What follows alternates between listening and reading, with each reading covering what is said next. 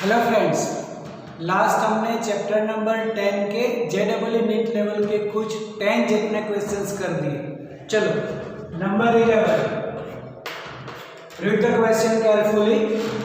To beams of light having intensity I and 4I interference to produce a fringe pattern on the screen. The phase difference between beam is pi by 2 at point A and pi at point B. Then difference of their resultant intensity at point A and B. देखो, अगर हम ऐसे diagram के हिसाब से देखें तो यहाँ पर बोल देंगे this are the two sources, suppose S1 और S2। ओके, स्क्रीन पर कोई भी दो पॉइंट कंसीडर कर देते हैं, एक A point and another as a B point. Okay, और क्या बोला है? The phase difference between the beam at point A is pi by 2। मतलब यहां से कोई भी रेस यहां पर सुपरपोज हो, उसके लिए फेज डिफरेंस पाई बाई 2, और यहां पर जो भी रेस ऐसे सुपरपोज होती है at point B, the phase difference is pi. Then the resultant intensity at point A and B जो भी मिले उसका डिफरेंस चाहिए। The difference of the intensity at point A and B is, तो अगर इंटेंसिटी की फॉर्मूला देखें तो इंटेंसिटी की फॉर्मूला है the resultant intensity I is equal to I1 plus I2 plus 2 under root I1 I2 cos phi। याद करो, ये हमने एक इंटेंसिटी की फॉर्मूला ले रखी है, क्या is equal to I1 plus I2 plus 2 under I1 I2 cos phi। Okay, चलो अब A पॉइंट के लिए करते हैं। फोर्थ पॉइंट A, एक इंटेंसिटी क्या है I and second one is 4I, मतलब I plus 4I plus 2 under I1 I2, मतलब I into 4I means it is 4I square और उसका root it is 2I and cos, what is the phase difference? Pi by 2, then cos pi by 2 तो 0 होता है। अगर 0 हुआ तो ये पूरा 0, intensity at point A is 5I। now similarly at point B formula same use करो, I and 4I, ये भी होगा 2I। The phase difference between two waves at point B is pi, यहाँ पर दे रखा है pi, cos pi की value होती है -1। Okay, then IB is equal to 5I, ये माइनस हो जाएगा 4I, that is I, the intensity at point B is I, A is 5I, then what is the difference of the intensity? IA minus IB is 4I, then difference of the intensity is 4I। आया समझ में? just remember this equation, बस 1 by 1 जो भी phase difference दे रखा है just place it, value याद करो और उसका डिफरेंस ले। क्लियर?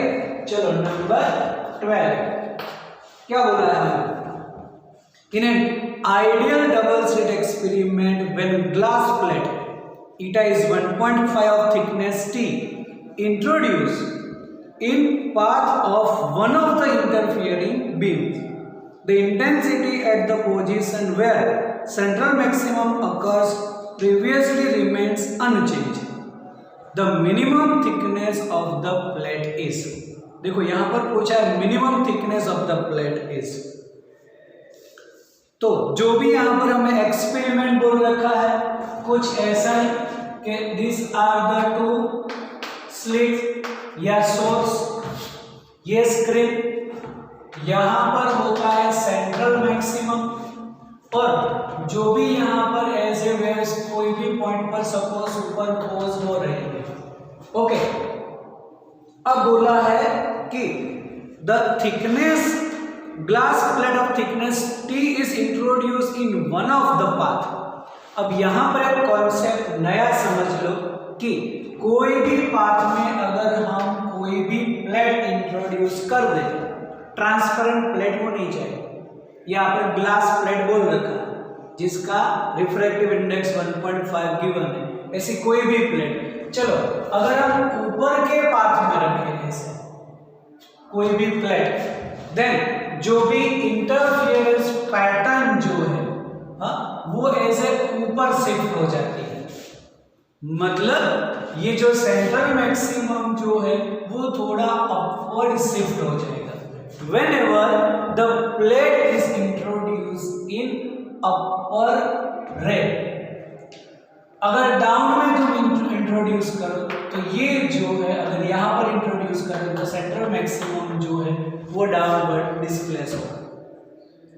ओके, अब जो वर्ड लिखा है वो देखो कि ऐसे इंट्रोड्यूस किया, the intensity at the position where central maximum occurs previously remains unchanged. इसका मतलब कि यहाँ पर सेंट्रल मैक्सिमम जो है वो अगर ऐसे तुम इंट्रोड्यूस करो तो अपवर्ड शिफ्ट तो होगा ही।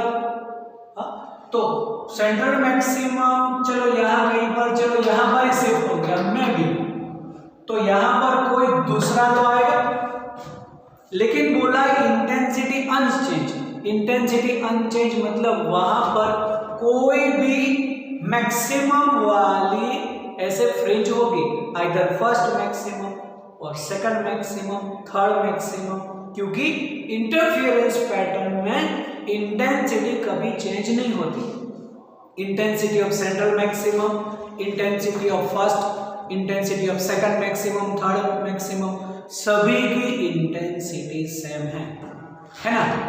तो सभी की इंटेंसिटी सेम है तो क्या होगा, अगर सेंट्रल मैक्सिमम अगर ऐसे अपवर्ड शिफ्ट हुआ तो यहाँ पर दूसरा कोई भी मैक्सिमम वाली फ्रिंज आएगी।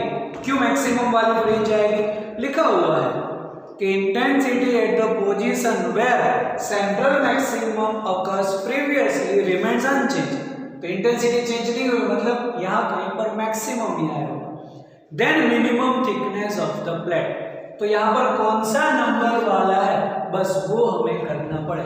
उसके लिए जो थिकनेस है उसकी इक्वेशन डायरेक्ट लर्न कर दो कि thickness of the plate is x small d upon capital D ईटा -1। अब ईटा ये जो होगा that is the refractive index of the plate, actually it is, और इसको थोड़ा हम डिटेल में लिखें तो ईटा 2 अपॉन ईटा 1 -1। तो ईटा 2 क्या है, तो eta 2 is refractive index of plate और it is refractive index of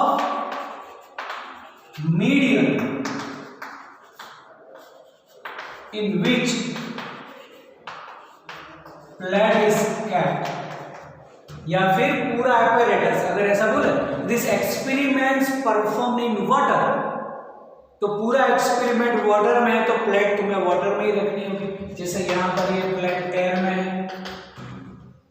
तो जो भी मीडियम होगा आसपास का वो हो जाएगा उसका ईटा 1। ओके, तो यहाँ पर ईटा 2 refractive index of the plate बोल देंगे। अब ये देखो x small d upon capital D, it is called path difference. अब पाथ डिफरेंस यहाँ पर बोला इंटेंसिटी डज नॉट चेंज, मतलब यहाँ पर कौन सा आएगा, मैक्सिमम वाला ही आएगा ना। तो मैक्सिमम के लिए क्या होता है path difference n lambda n, यहाँ पर मैं लिख दूं डायरेक्ट ईटा 2 अपॉन ईटा 1 मतलब 1.5 -1, नीचे तो 1 ही है।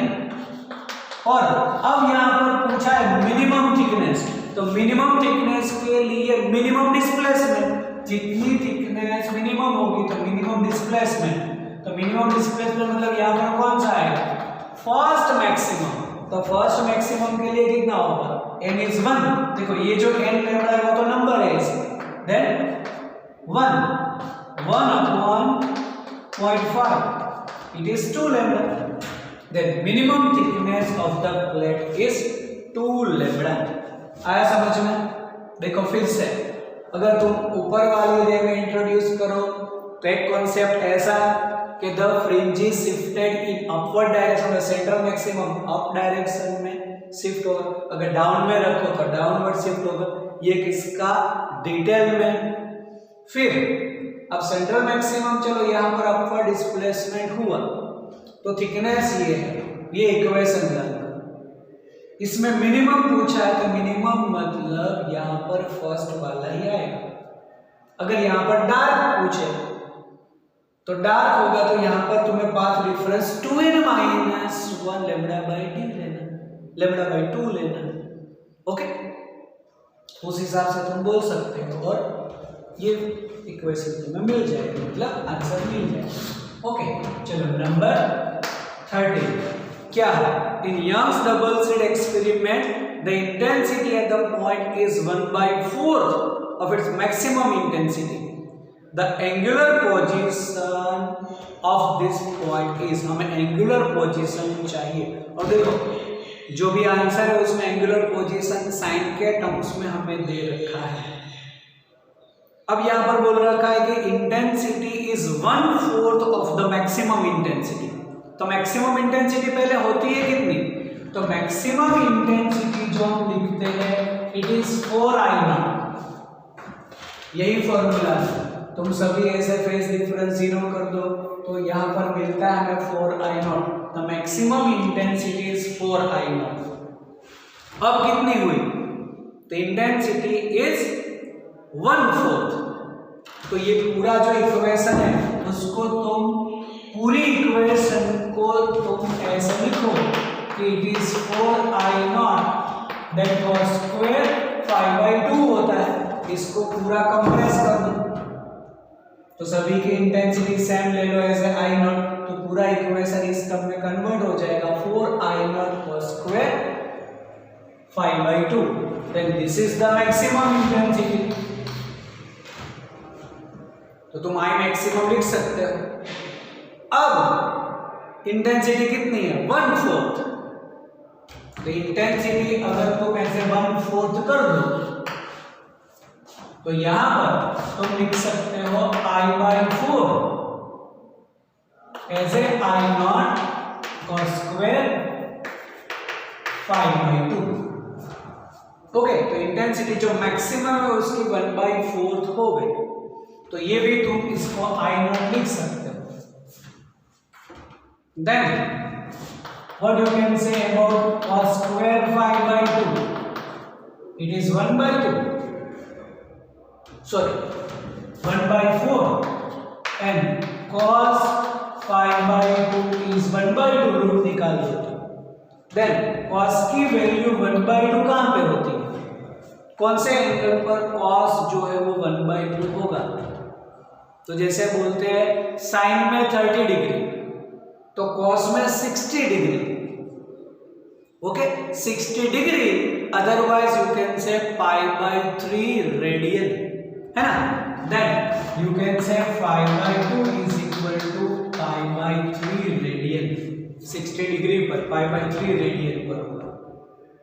ओके, तो तुम्हें फेज डिफरेंस जो है 5 इज इक्वल टू मिलेगा तुम्हें 2π/3 रेडियन। लेकिन तुम्हें तो थीटा चाहिए यहाँ पर। Then convert phase difference into path difference.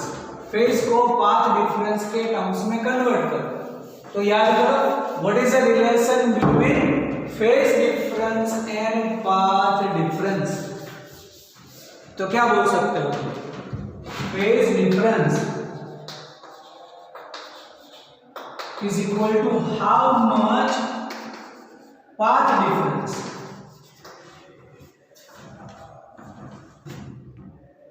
याद करो क्या है फेज डिफरेंस, कितना पाथ डिफरेंस होता है।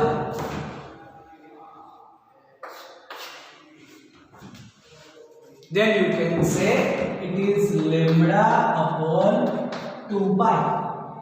Phase difference is lambda upon 2π path difference, या तुम पाथ डिफरेंस बोलो then it is 2π upon lambda as a phase difference. Clear? Sorry, phase difference is 2 pi by lambda path difference है। Actually it is phase difference is 2 pi by lambda path difference. तो देखो phase difference कितना दिया तुमने, 2 pi by 3, हमें तो चाहिए path difference. Then what we can say, path difference is lambda upon 2 pi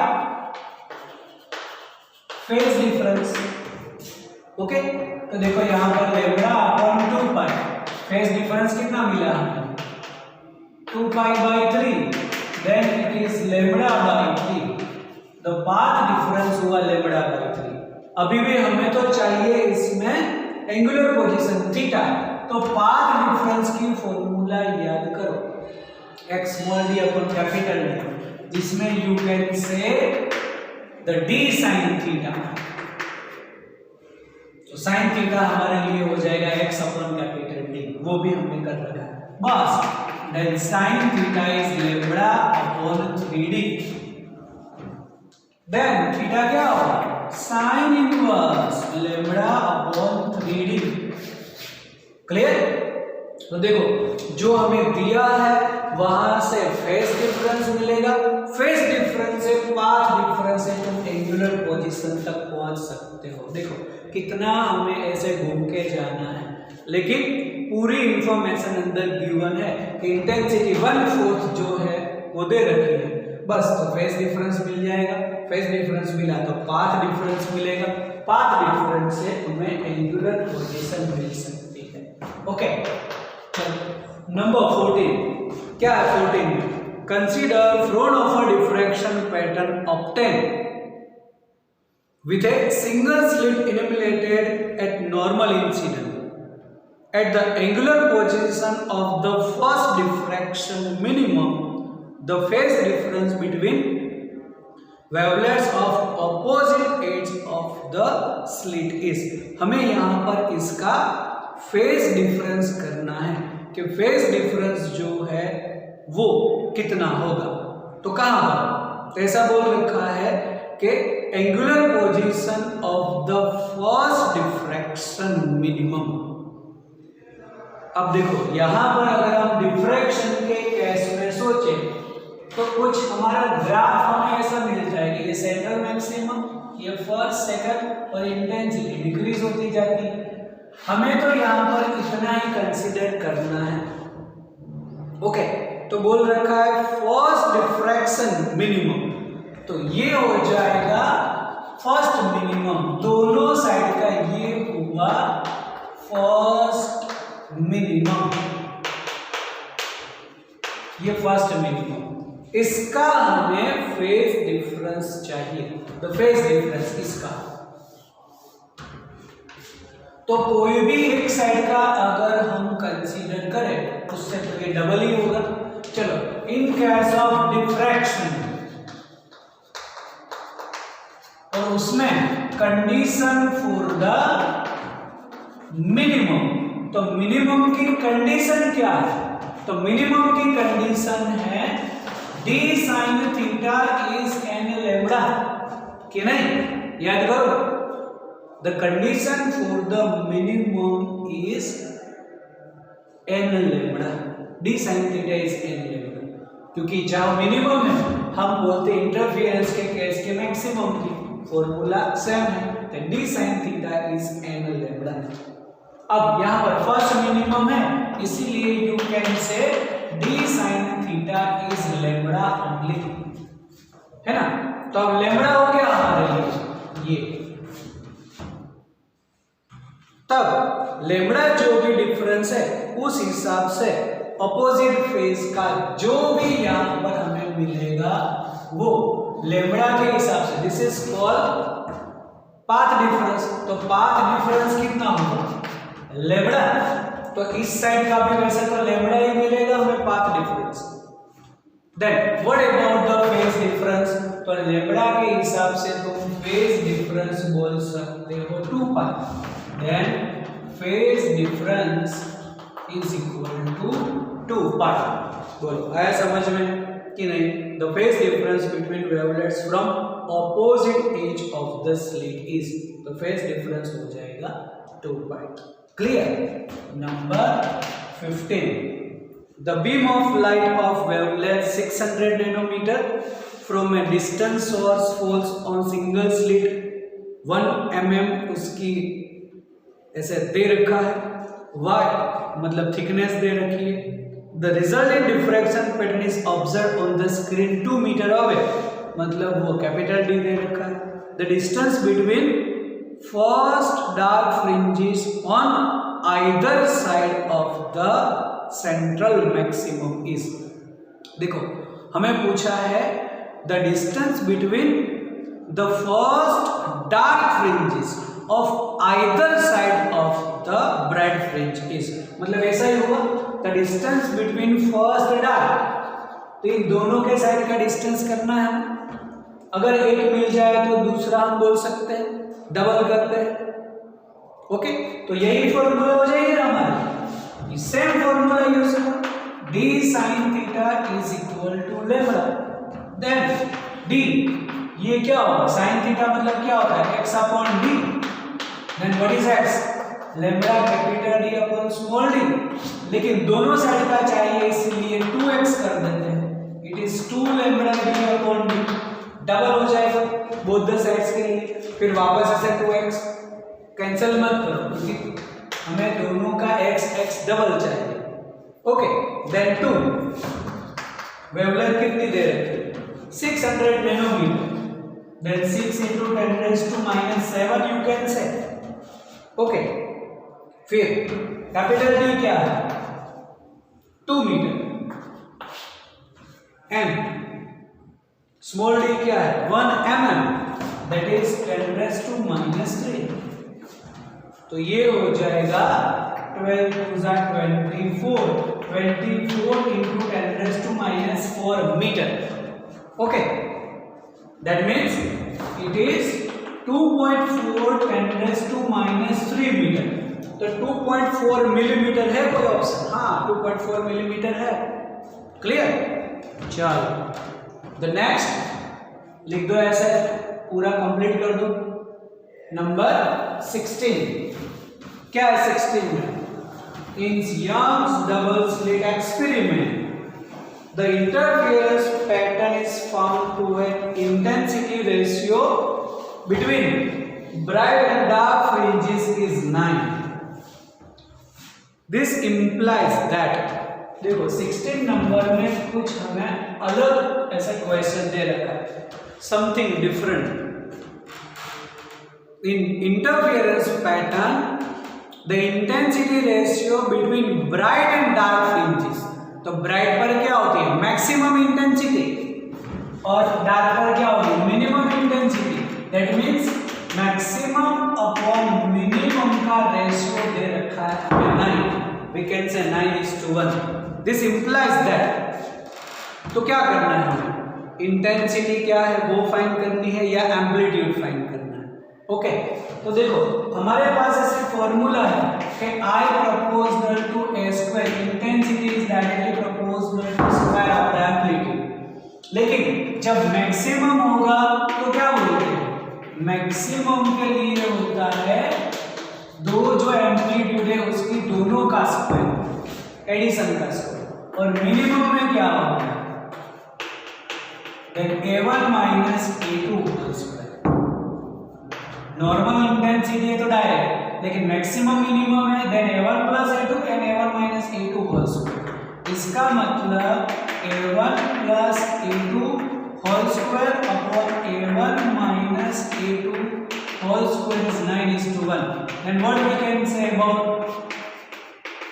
a1 plus a2 and a1 minus a2, it is 3:1। इसका मतलब a1 और a2 की वैल्यू क्या होनी चाहिए, जो प्लस में 3 मिले और माइनस में 1 मिले, वी कैन से 2/1 करो, a1 plus a2 3, a1 minus a2 2 minus 1 है, मतलब यहां से ये स्टेप कर सकते हैं, तो ये स्टेप से ये स्टेप हुआ, तो रेशियो ऑफ द एम्पलीट्यूड हुआ तो एम्पलीट्यूड का रेशियो तो 3 और 4 दिया है वैसे, तो सी और डी तो चलेगा नहीं। तो चलो अब इंटेंसिटी का रेशियो क्या होगा, I1 अपॉन I2। तो intensity proportional to square of the amplitude, इसका स्क्वायर करो 4, इसका स्क्वायर करो 1, देन इंटेंसिटी रेशियो क्या होगा 4। है कोई ऐसा, the intensity on the screen is 4 unit and 1 unit respectively, तो हो गया 4 and 1, सेकंड ऑप्शन आया समझ में। मैक्सिमम मिनिमम हो तो ये फॉर्मूला यूज करो और एम्पलीट्यूड निकालो।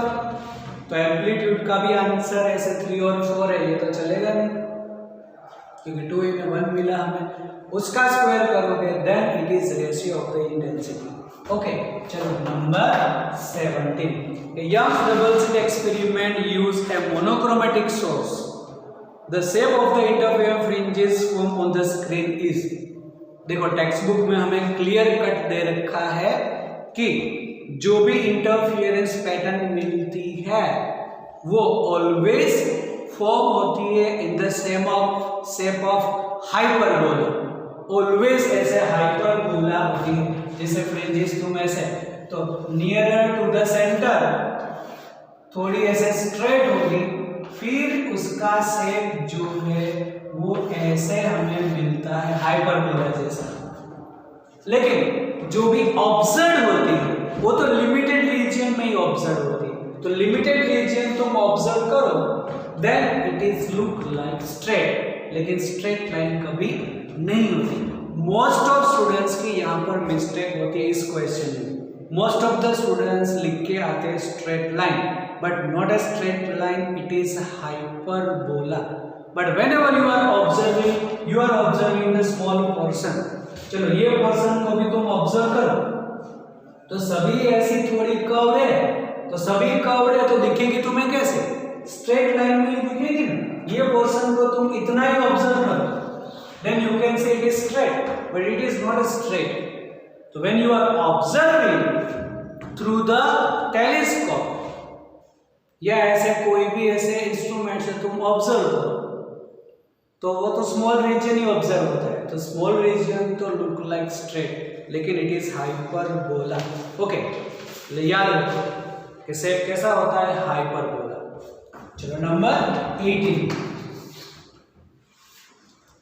the maximum number of possible interference maxima for the slit separation equal to twice of the wavelength in Young's double slit experiment is, देखो maximum number of interference maxima पूछा है, मतलब जो भी maximum fringes मिलती है bright fringes वो कितने नंबर, मैक्सिमम कितने नंबर पर मिलेगी, मतलब कितने ऐसे स्क्रीन पर maximum number of bright fringe कितनी होगी, कब, तो कि व्हेनेवर फ्रिंज सेपरेशन, मतलब जो डी दे रखा है, D fringe separation is twice of the wavelength, D is equal to 2 lambda.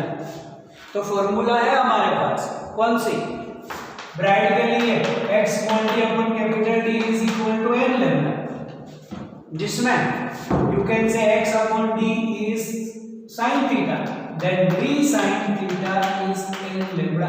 Then what about the d? It is 2 lambda, है ना। Then sin theta lambda cancel, sin theta हो जाएगा n by 2. The maximum value of sin theta is, इसकी maximum value क्या होती है, 1. Okay तो ये 1 करने के लिए n की वैल्यू क्या हो सकती है, what should be the value of n, 2, तो 2 का मतलब क्या हुआ, तो मैक्सिमम 2 मिलेगी। यहां पर भी मोस्ट ऑफ स्टूडेंट्स मिस्टेक करके आते हैं क्योंकि लिखा हुआ है ऑप्शन भी है 2, तो n 2 मिला उसका मतलब क्या होगा, देखो सेंटर पर ऑलवेज मैक्सिमम होती है, ये हुआ सेकंड मैक्सिमम, तो यहाँ कहीं पर भी फर्स्ट मैक्सिमम होगा, यहाँ कहीं पर सेकंड मैक्सिमम होगा, तो हम बोलते हैं जो पैटर्न ऊपर मिलती है वो भी नीचे में मिलती है, मतलब यहाँ पर भी फर्स्ट मैक्सिमम होगा और यहाँ पर भी सेकंड मैक्सिमम होगा, तो नंबर ऑफ ब्राइट फ्रिंजेस तो हुई 5.